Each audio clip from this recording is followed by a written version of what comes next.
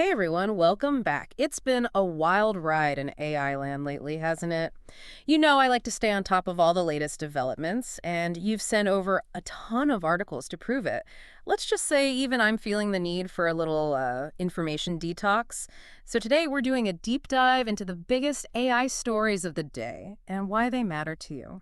Yeah, it's definitely gone beyond just the tech news now, hasn't it? It's everywhere you look. Seriously. So let's jump right in with, well, this was a big one. Amazon ditching remote work. 5 days a week back in the office. Can you believe it? This is the company that practically made remote work the norm.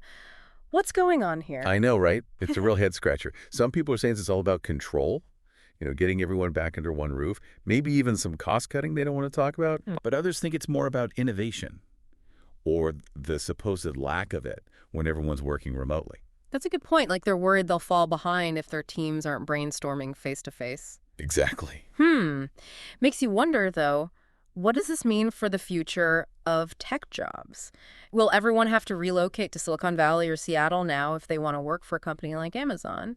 Talk about a shift in the landscape. Absolutely. This could be a real game changer for the whole industry. It's going to be fascinating to see if other companies follow suit, ditch the remote work policies and head back to the office. Yeah, if Amazon's doing it, it makes you wonder, right? Yeah. All right, next up, let's talk about Saudi Arabia. Not exactly the first place you think of when it comes to cutting-edge AI, right? But get this. Groq is partnering with Aramco over there to build what could be the world's largest AI data center. So what's the story there? Why is Saudi Arabia suddenly so interested in AI? Well, first of all, you got to hand it to Groq. They're making a serious play in the AI hardware space if they can pull this off. But for Saudi Arabia, this is about ambition. They want to be a major player in the future of AI, and they've got the resources to do it. That makes sense. I mean, AI requires huge amounts of computing power and energy, right? Exactly. And Saudi Arabia has both in spades. Plus, they've got the space for these massive data centers.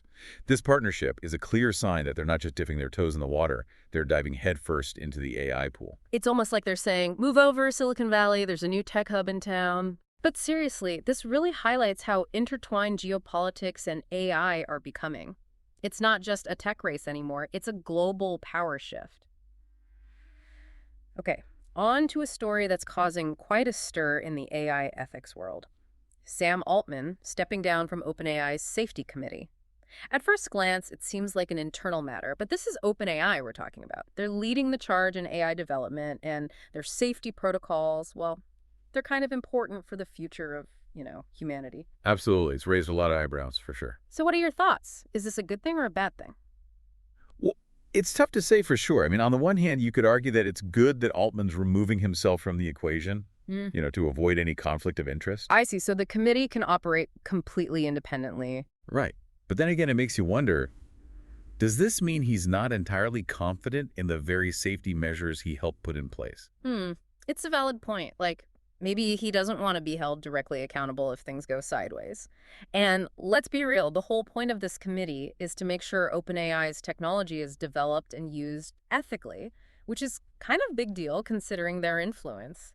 It's definitely a situation worth keeping an eye on. It really makes you think about the whole, the balance between pushing the boundaries of AI and making sure it doesn't, go off the rails. No kidding. Okay, ready for a little change of pace? Let's talk about Chipotle. Chipotle. Yeah. Apparently they're adding robots to their culinary team. Oh, you mean the cobots? Yeah. Yeah, they're designed to work alongside the employees, not replace them. Cobots, right. But still, every time I hear about robots in the workforce, I can't help but think, is my job safe? I get it. But in this case, Chipotle says it's all about making things better for the employees, not pushing them out. Really? Yeah. Like imagine those robots handling the repetitive stuff, chopping veggies, portioning out the rice. That frees up the human workers to focus on, like customer service and, those things that require a human touch. So more like robot assistants than replacements. Exactly. And who knows, maybe it'll even make the employees' jobs more enjoyable, Yeah. right? Less tedious work, more time to interact with people. Interesting. It's kind of a cool example of how AI can actually improve things for workers, not just, take their jobs. Okay, speaking of AI and trust, let's talk about Google's latest move. They're jumping into the fight against fake images online. And let me tell you, with all these AI-generated images floating around these days, it's getting harder and harder to tell what's real anymore. I know, right? Like, is that a real photo or something some AI dreamed up? Exactly. So what's Google's plan? Are they gonna, like, just delete anything that looks suspicious? Well, not exactly. They're teaming up with this group called the Coalition for Content Provenance and Authenticity. It's a mouthful. But basically, they want to create a system that can tell if an image is legit or not, like if it was taken with a regular camera or if it's AI generated. Oh, okay. So kind of like a fact-checking system for images.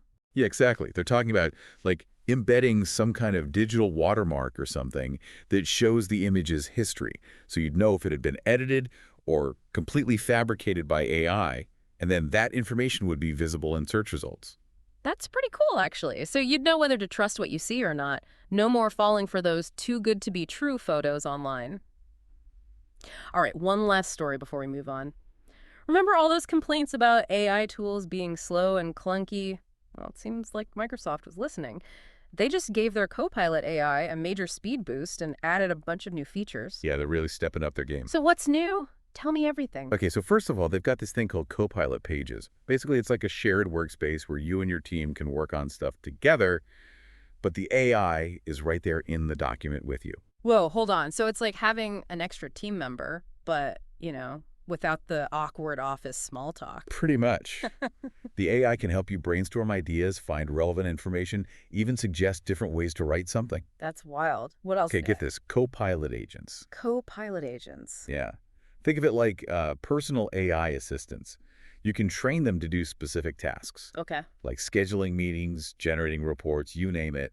And the cool part is that Microsoft is making it easier for people to create their own Copilot agents, even if you're not, a coding whiz. So wait, you're saying that even I could potentially have my own little AI assistant? That's amazing, but also kind of intimidating.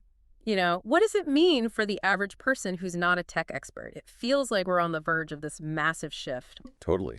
Okay. And that's really what it all comes down to, right? The democratization of AI. It's not just for the big companies anymore. It's of everyone. It's true, and it's exciting and maybe a little overwhelming all at the same time. That's a lot. But all this talk about democratization brings us back to those ethical questions we were discussing earlier. It's great that these tools are becoming more available, but we have to use them responsibly, right? Absolutely. More than ever. We can't just focus on what AI can do. We also have to think about what it shouldn't do. It's that classic dilemma, right? The power of technology versus the responsibility that comes with it. Exactly. And the OpenAI situation, that's a prime example. Finding that balance, pushing the boundaries while still having those ethical safeguards in place. It's a tightrope walk for sure. And it's not just about, preventing robots from taking over the world. Although, let's be honest, that's a fun one to think about. Haha, Yeah. it is. But there are so many other ethical considerations that are maybe less obvious, but just as important. Like, how do we make sure AI algorithms aren't biased? How do we protect people's privacy when AI is involved? What happens to jobs as AI becomes more sophisticated? These are big questions, and there aren't always easy answers. Definitely a lot to unpack there. So for our listeners who've been with us on this AI journey today, if they only remember 3 things from this whole deep dive, what should they be? Okay, number one, the world of AI is evolving at an incredible pace. Like, what seemed impossible a year ago is becoming reality.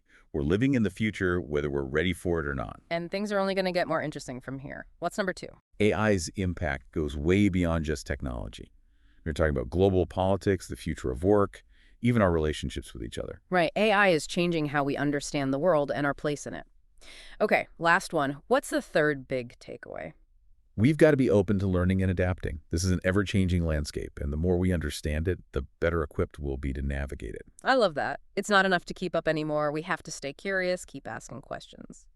Which brings me to my final thought for all of you. We've seen AI write code, create art and music, even try its hand at making the perfect burrito.